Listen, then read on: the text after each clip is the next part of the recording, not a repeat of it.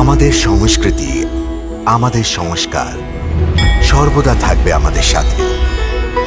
ভারতের মহান গ্রন্থ আর কাব্যের সম্পূর্ণ সংকলন। সাবস্ক্রাইব করুন তিলক। হে মধুসূদন, পরস্পর বিরোধী আক্রমণ হওয়ার জন্য আমার মতি ভ্রম হয়ে গেছে। এই দুবিধার জন্য আমি নিজের রাস্তা স্পষ্ট দেখতে পাচ্ছি না। হে কৃষ্ণ, তুমি আমার গুরু, সবার ভগবান। আমি তোমার শরণে এসছি। এবার তুমি আমার মার্গদর্শন করো, আমায় রাস্তা দেখাও, কি উচিত আর কি অনুচিত।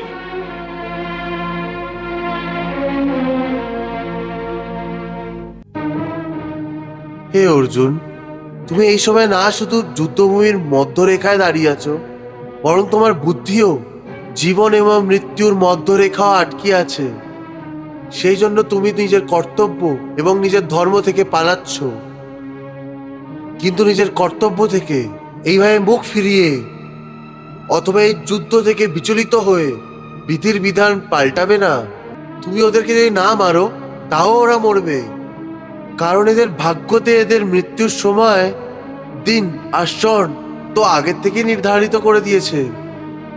ওই বিধানের অনুযায়ী আমি তো এদের আগেই মেরে ফেলে দিয়েছি। তুমি তো শুধু একজন মাধ্যম। তোমার মাধ্যমে আমি এদের সবাইকে বধ করতে চাই।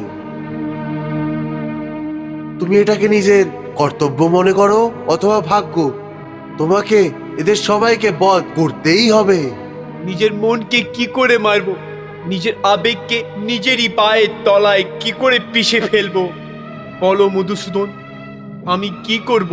হে পার্থ, ধর্মের রাস্তায় যে আবেগ তোমাকে বাধা দিচ্ছে ওকে ত্যাগ করো। আবেগের সমুদ্রে হাবুডুবি খাওয়ার জায়গায় সাঁতার শেখো। তুমি তো একজন কীর্তিমান পুরুষ। নিজের দুর্বলতার এইভাবে প্রদর্শন করে তুমি তোমার কীর্তিকে নষ্ট করো না। একজন বীর পুরুষের জন্য ওর নিজের কীর্তি নষ্ট হওয়া ওর মৃত্যুর সমান হয়। সেই জন্য যুদ্ধ করো পার্থ, যুদ্ধ। আর নিজের কীর্তি, নিজের কর্তব্য এবং নিজের ধর্মের রক্ষা করো।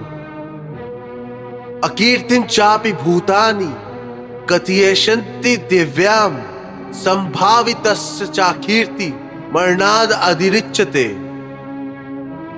এই ধর্ম যুদ্ধে যদি তোমার মৃত্যু হয়ে যায়, তো তুমি বীর গতি প্রাপ্ত করবে।